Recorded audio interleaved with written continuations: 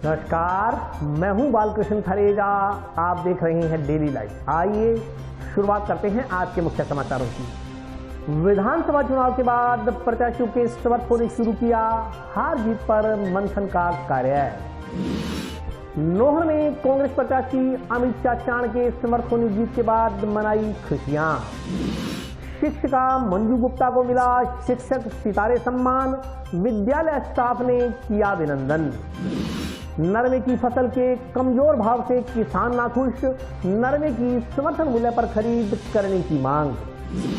सूरतगढ़ मार्ग पर पिछले एक माह से बंद पड़ा अंडरपास निर्माण कार्य फिर किया गया शुरू। और अब समाचार विस्तार से।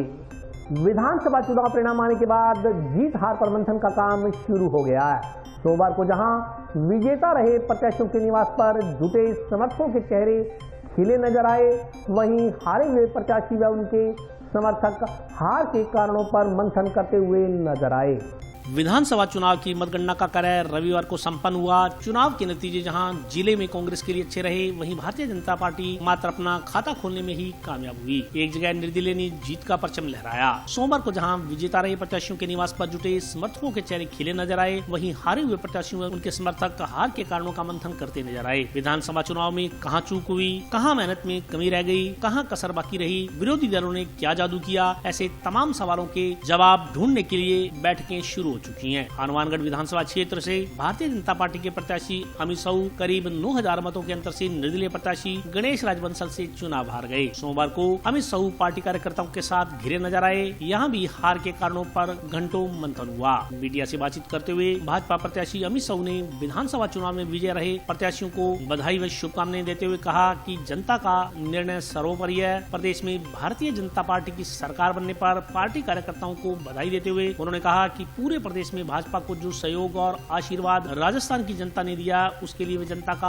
आभार व्यक्त करते हैं। उन्होंने कहा कि प्रदेश में भारतीय जनता पार्टी की सरकार बन रही है। जो वायदे उन्होंने चुनाव से पहले जनता से किए थे, वह पूरे करवाने का 100% प्रयास करेंगे। साहू ने कहा कि कहां कमी रही, इसके लिए अनेक बातें हैं जिनकी तह तक जाने का अब कोई लाभ नहीं है। उन्होंने कहा कि भविष्य में और अधिक मेहनत की जाएगी।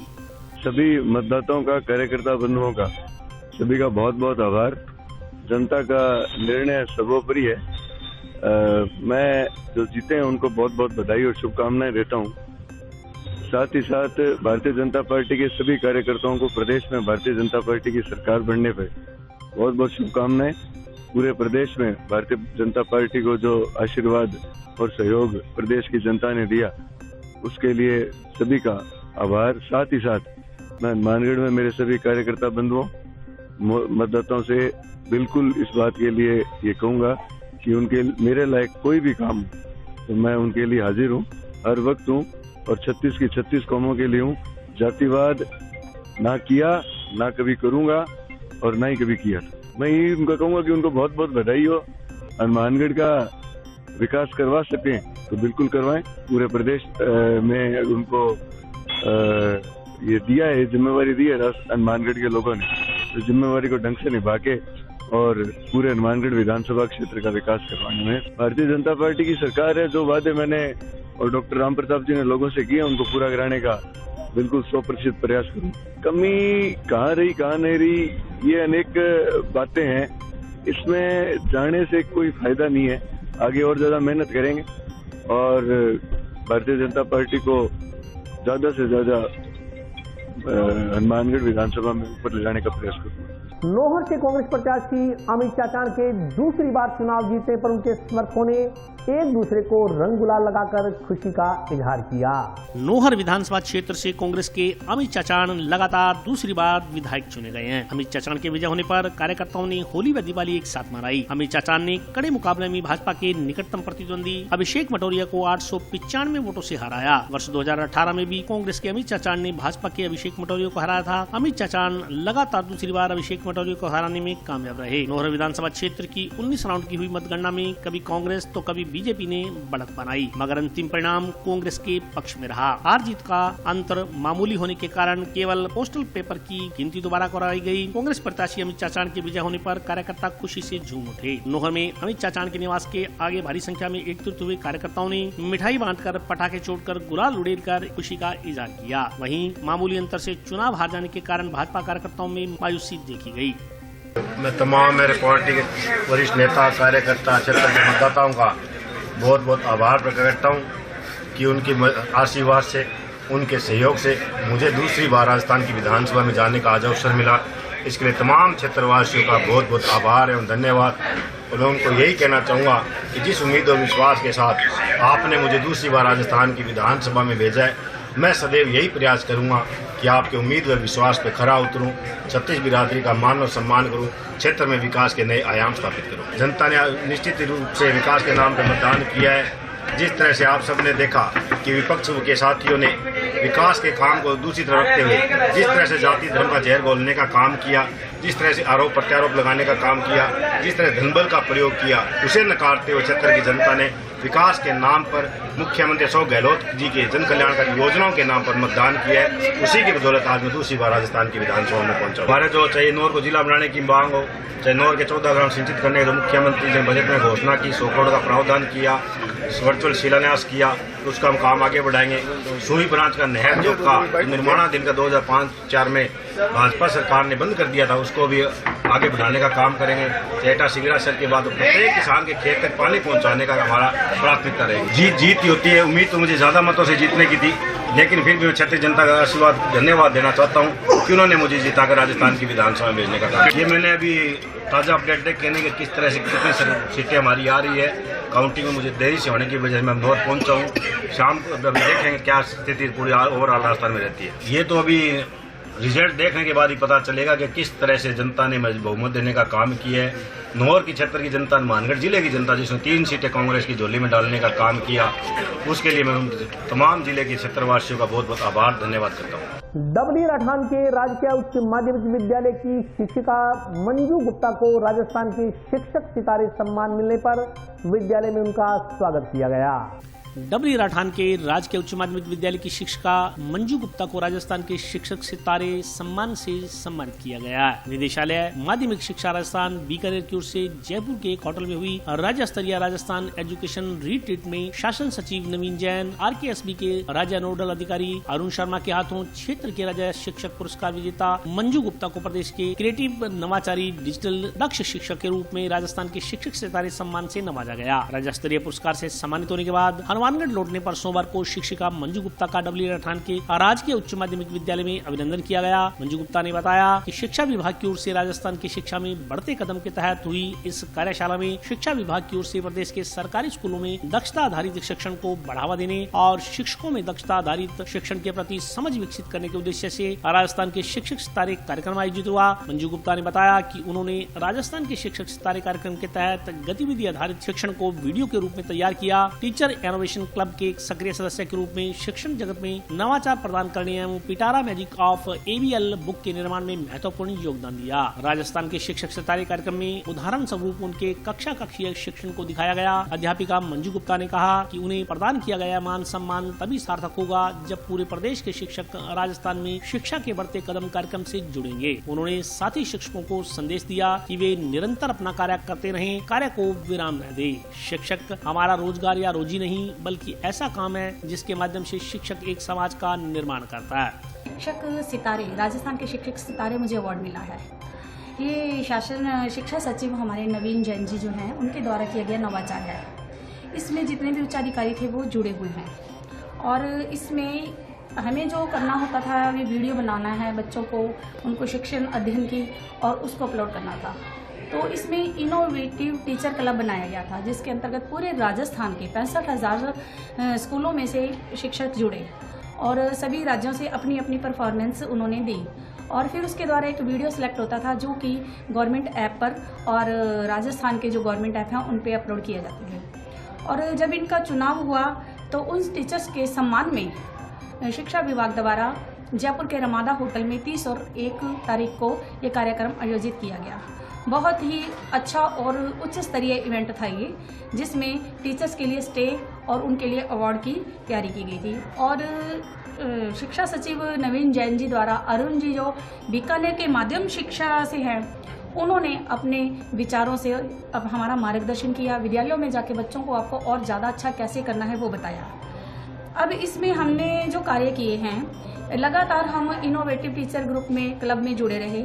हमने किसी ने 45, किसी ने 50 बहुत सारी वीडियोस बच्चों के साथ हमने बना के अपलोड की। उन वीडियो की गुणवत्ता देखते हुए और जिन बच्चों में लर्निंग गैप आ गया, उसके लिए RKSMB द्वारा उस गैप को दूर करना है। इसमें बच्चों को जैसे कोविड-19 आया, उसमें बच्चों में लर्निंग गैप का थोड़ा डिस्टेंस जो हो गया, उसमें हमें बच्चों को उनको कक्षा स्तर तक लाके उनको आगे अध्ययन करवाना है। दूसरा, इसमें जो एक पिटारा नाम की बुक भी हमारी निकली है, जिसमें बहुत ही अच्छा और एक अमेजिंग नवाचार है। इसमें ये पिटारा है, इसमें मैजिक किट है ये। इसमें जैसे हम ये खोलते हैं तो इसमें देखिए अब QR कोड दिया हुआ है। इस QR कोड के माध्यम से बच्चा इसको स्कैन करेगा और उसके पास हमारी वीडियो और हमारी गतिविधि का तरीका हो जाएगा। हमें शिक्षक सितारे नाम इसलिए दिया गया क्योंकि हम तो टिमटिमा रहे हैं। जो जिन विद्यालयों में या जिन राज्यों से किसी का इनोवेशन नहीं आया, तो हमने आगे उनको और मोटिवेट करना है, उनको बताना है कि वो ये सब कार्य करें। और इस अध्ययन से फायदा क्या हुआ है हमें? हमारा फायदा ये हुआ है कि बच्चे गतिविधियों के माध्यम से बहुत जल्दी सीखते हैं। जो ABL किट सरकार द्वारा जारी की गई है, वो अपने आप में एक संपूर्ण पाठ्यक्रम है। बच्चे उसके जरिए, ABL किट के जरिए बहुत जल्दी सीखते हैं। मजेदार गतिविधि, आनंददायक शिक्षण होता है उसमें। और इससे बच्चों में जो झिझक थी, जो बोलने की थोड़ा सा घबराते थे, उन चीजों में बच्चे आ गए हैं। उनके ज्ञान में वर्धन हुआ है और हमारा भी हुआ है। जो हम लोग इकट्ठे हुए हैं टीचर, वहाँ पे गेट टुगेदर हुआ है, उसमें हमें काफ़ी सारी चीज़ें, प्रेजेंटेशन की, असेसमेंट से लेके और ABL की किट है, डिजिटल लर्निंग क्या है, काफ़ी चीज़ों का ज्ञान हमें हासिल हुआ है। तो मैं ये कहना चाहूँगी कि सभी शिक्षकों को इससे जुड़ना चाहिए और अपने विद्यालयों में ABL किट भी शुरू करनी चाहिए। और इसके साथ साथ ये हमें जो मान सम्मान दिया है, ये मान सम्मान हमारा तभी सार्थक है जब हम पूरा राजस्थान में शिक्षा के बढ़ते कदम कार्यक्रम का जो नाम है RKSMB के, बहुत अपने आप में संपूर्ण है। तो सभी इसमें टीचर्स जुड़े, वीडियोस बनाएं और उस पर अपलोड करें और राजस्थान जल्दी से जल्दी कहीं भी पिछड़ापन ना रहे, ना तो शिक्षा में ना विचारों में, और वो आगे बढ़े। इससे पूर्व में मुझे गवर्नमेंट की तरफ से जो राज्य स्तरीय शिक्षक पुरस्कार मिला हुआ है। इसके अलावा विभिन्न संस्थाओं से इनोवेटिव टीचर्स के, नवाचारी के रूप में या महिला सशक्तिकरण के, और बाकी अपने दूसरे जैसे हैं अपना नागपुर से और अपना पंजाब से, कुरुक्षेत्र से, इन सब हरियाणा से, सभी जगह से मुझे ये पुरस्कार टीचर के एज ए टीचर के रूप में मिले हैं। बाकी टीचर्स को मैं संदेश देना चाहूँगी कि निरंतर कार्य करते रहिए। अपने कार्यों को कहीं भी विराम देने वाली बात नहीं है। और शिक्षण हमारा सिर्फ एक रोजगार या रोजी नहीं है, ये हमारा एक ऐसा कार्य है जिसे हम समाज का निर्माण करते हैं। यदि हम समाज का निर्माण कर रहे हैं तो हमें ये चाहिए कि हम उन बच्चों के भविष्य को आगे लेके आएं और उनको कुछ ऐसा सिखाएं जो आजीवन भर उनके साथ रहे। वो अपने आगे जॉब के साथ साथ उनके अंदर एक संस्कार विकसित हो। और सभी टीचर्स को ये चीज़ करनी चाहिए। और ABL किट के लिए मैं फिर से कहूँगी कि ये किट बहुत ही अपने आप में पूर्ण है। इसको विद्यालयों में लागू ज़्यादा से ज़्यादा करें और अपनी वीडियोस बनाएं। वीडियोस के लिए हमारे पास सैटरडे होता है एक तरह से, क्योंकि अध्ययन का मानते हैं कि कार्य बहुत है हमारे पास। लेकिन जो हमारा शनिवार का कार्यक्रम है, नो बैक डे गतिविधि, उसमें बहुत सारी अपडेट है। अभी लाइब्रेरी डे भी आया है हमारा, और अभी पासबुक नवीन जैन जी के द्वारा जो कहा गया कि बंद करनी है, वो भी बिल्कुल बंद होनी चाहिए। कि पासबुक बच्चे को एक तरह से विकलांगता की तरफ ले जाती है। बच्चे क्या करते हैं कि वो पासबुक के क्वेश्चन आंसर देख लेते हैं। अगर वो पाठ पढ़ के उसमें से खुद सर्च करें क्वेश्चन आंसर को, तो वो एक सृजनात्मकता उनमें विकसित होगी। और अभी वक्त ब्रेक का, हाजिर होता हूँ छोटी सी ब्रेक के बाद।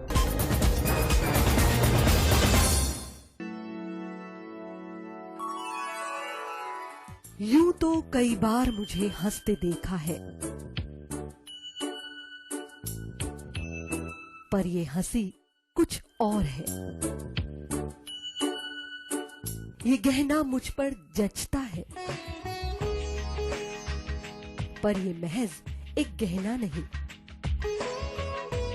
ये रूपरेखा है मेरे मन की, हंसती खिलखिलाती लहरों की,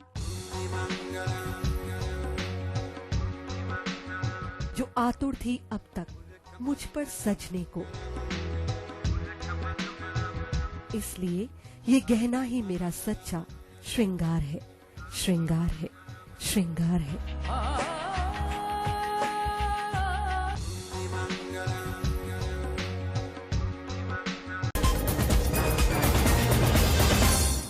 ब्रेक के बाद स्वागत है। आइए नजर डालते हैं अगले समाचारों पर। पिछले एक माह से जंक्शन में सूरतगढ़ मार्ग पर दीपावली और चुनाव की वजह से बंद पड़े अंडरपास के काम को आज से पुनः शुरू कर दिया गया है। जंक्शन में सूरतगढ़ मार्ग पर पिछले एक माह से बंद पड़े अंडरपास का निर्माण कार्य पुनः शुरू कर दिया गया है। इस संदर्भ में जानकारी देते हुए पीडब्ल्यूडी विभाग के अधिकारी अनिल अग्रवाल ने बताया कि राज्य सरकार की बजट घोषणा के अनुसार सूरतगढ़ मार्ग पर अंडरपास का निर्माण करवाया जा रहा था। इस दौरान दीपावली तथा चुनाव के मद्देनजर आसपास के दुकानदारों ने एक बार काम को रोकने का आग्रह किया। इस पर एक बार ही काम को बंद कर दिया गया। उन्होंने कहा कि चूंकि अब दीपावली का त्योहार और विधानसभा के चुनाव दोनों ही संपन्न हो चुके हैं, इसलिए काम को पुनः शुरू किया गया है। उन्होंने आशा व्यक्त की कि शीघ्र ही अंडरपास बनकर तैयार हो जाएगा और इसकी सौगात शहरवासियों को दी जाएगी।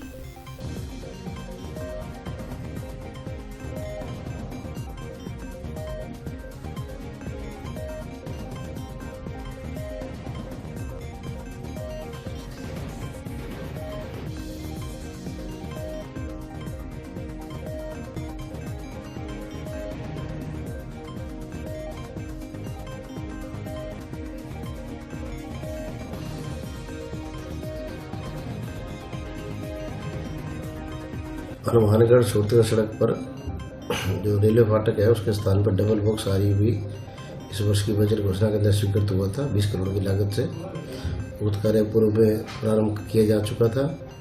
दीपावली से पूर्व उक्त कार्य पर बॉक्स की लॉन्चिंग कर दी गई थी रेलवे से ब्लॉक लेकर के। तत्पश्चात दुकानदारों की मांग को देखते हुए दीपावली के पर्व पर एवं इलेक्शन पे थोड़ा व्यस्तता को देखते हुए उक्त कार्य को एक बार रोक दिया गया था। लगभग एक माह से कार्य बंद पड़ा था लॉन्चिंग के बाद में। अब कार्य को पुनः प्रारंभ करवाया गया है और इसको ड्यू डेट इसकी अगस्त 2024 तक है पूर्ण करने की, तो इसलिए अब कार्य प्रारंभ कर दिया गया। लगभग 6 माह के अंदर इस कार्य को पूर्ण करवाने का पूर्ण प्रयास किया जाए। इसकी अप्रोच की भी खुदाई चालू की जा रही है और दोनों तरफ अप्रोच है। जो हनुमानगढ़ साइड की अप्रोच है वो जो किसान पार्क से पहले सरस डेयरी का बूथ है तकरीबन वहाँ तक आएगी, और जो सूरतगढ़ साइड की अप्रोच है वो जेल की बाउंड्री वाल खत्म होती है उससे थोड़ा पहले खत्म हो जाएगी। तो अभी एक तरफ की खुदाई चालू की जाएगी पहले, उसके बाद दोनों तरफ टीम लगाई जाएगी ताकि इस कार्य समय में पूर्ण किया जा सके। और नगर परिषद से सहयोग करके जो इसमें जो यूटिलिटी शिफ्टिंग होनी है वो भी करवाई जाएगी। कोई अतिक्रमण होगा तो हटाया जाएगा। बिजली और पानी की लाइनें जो है उन्हें शिफ्ट करने के लिए हमारे द्वारा पहले पैसा जमा करवाया जा चुका है। पूर्व आचार संहिता के कारण उनके द्वारा अभी उनसे संपर्क किया जाएगा। निविदा प्रक्रिया नहीं की होगी तो निविदा प्रक्रिया करवा करके उसको भी शीघ्र स्थानांतरित करवाया जाएगा। कार्य को नियत समय पर पूर्ण कर लिया जाएगा। जिला मुख्यालय की मंडियों में नरमे की फसल लेकर आने वाले किसानों ने नरमे की समर्थन मूल्य पर खरीद करने की मांग की है। टाउन जंक्शन की धान मंडियों में नरमा की फसल लेकर आने वाले किसानों का कहना है कि उनके नरमे को आढ़तियों द्वारा औने पौने दामों पर खरीदकर किसानों को नुकसान पहुंचाया जा रहा है। किसानों ने कहा कि किसान को नरमे की फसल से बहुत ज्यादा उम्मीदें होती हैं, लेकिन उन्हें धान मंडियों में अच्छे भाव नहीं मिल रहे। किसानों के अनुसार उनके नरमे को 4,500 रूपए प्रति क्विंटल के हिसाब से खरीदा जा रहा है, जबकि उनके नरमे का भाव 7,500 रूपए प्रति क्विंटल होना चाहिए। किसानों ने सरकार से समर्थन मूल्य पर नरमा की खरीद करने की मांग की है। उन्होंने कहा कि यदि सरकार समय नहीं खरीदना चाहती तो आढ़तियों को समर्थन मूल्य पर नरमा खरीद के निर्देश जारी करे। दूसरी तरफ कृषि उपज मंडी अधिकारियों के अनुसार मंडी में नरमा लेकर आने वाले किसानों को उनके नरमे की किस्म के हिसाब से खरीद की जा रही है। उन्होंने कहा कि इस बार नरमे में सुंडी के प्रकोप की वजह से नरमे की फसल कमजोर है, इसलिए पूरे भाव नहीं मिल पा रहे। उन्होंने कहा कि इसके बावजूद उत्तम किस्म का नरमा लेकर आने वाले किसानों को 7,000 प्रति क्विंटल के हिसाब से दिया जा रहा है।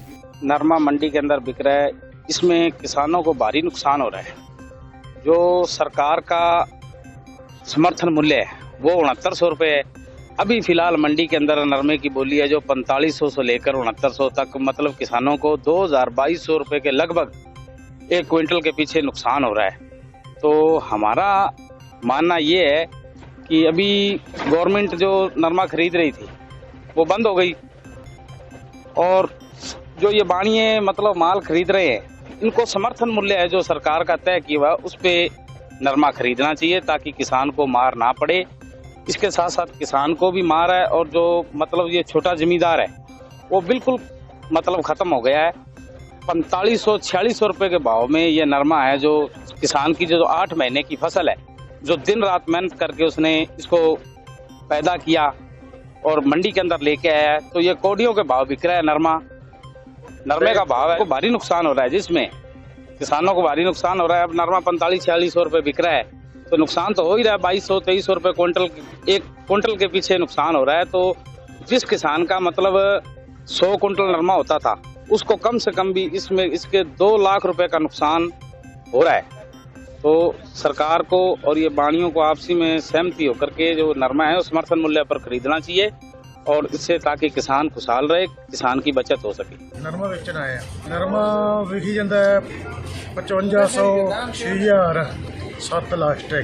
खेत चो निकलिया 2 क्विंटल 2.5 क्विंटल, ऐसी भी खराब आ गया बीया करके, थोड़ी लाल कीड़ा, लाल कीड़ा पै गया। हाँ, बीया च नुकस आ गया एक और रेट मंदा ही है, रेट कितने है, आ चगाई होनी 20 रुपये चगाई हैगी, 5 रुपये उत्ते गुड़चा का खर्चा आ गया, ट्रैक्टर का खर्चा आ गया, 30 रुपये पै गई माना चगाई। इन्ने नाल जिमीदार का की बनता है, मेहनत ज़्यादा है कि जिमीदार फैल हो जाता, दिनों दिन फैल हो जाता है कि आमदन मिलती कोई पई, क्या रेट मिल रहा है, घट तो घट 15,000 रुपये हो फिर नाका लगे। अभी बासमती धान का सीजन चल रहा है और इसके साथ साथ नरमे का सीजन चल रहा है। बासमती धान की अच्छी आवक हो रही है, लगभग 4500 से 5000 रुपए के प्रति क्विंटल के हिसाब से बिक रहा है। नरमे की क्वालिटी डाउन होने के कारण भावों में काफी अंतर है, जो लगभग 6500 से लेकर के 7000 रुपए तक प्रति क्विंटल नरमा बिक रहा है। और आवक कमजोर है क्योंकि अब की बार फसल नरमे की खराब है और सुंडी के कारण नरमा काफी क्वालिटी है जो डाउन आ रही है। पेड़ वगैरह जो बनाए थे वो पिछले साल सारे बन गए, और अभी एक ई नाम की बिल्डिंग बन रही है जिसमें ऑनलाइन जो काम है फसलों का वो उसमें किया जाएगा। नाला छोटा एक थाने के पास बनाया है, तो उससे कुछ फ्लो कम हुआ है, परंतु अभी उससे पर्याप्त जो फायदा होना चाहिए था वो नहीं मिला। अभी भावों का जो अंतर है उसका लाभ लेने के लिए थोड़ा सा इंतजार करना चाहिए, क्योंकि पिछले साल धान है 5500 रुपए प्रति क्विंटल तक बिका था, अभी 4500 से 5000 रुपए के बीच बिक रहा है। तो 10-15 दिन और देखना चाहिए, यदि अच्छे भाव आ जाते हैं तो उसका इंतजार करना। इसकी क्वालिटी ठीक है, सिर्फ नरमे की फसल डाउन है, बाकी सब फसलें ठीक है। और आज के लिए बस इतना ही, कल फिर हाजिर होता हूँ नए समाचारों के साथ, तब तक के लिए नमस्कार।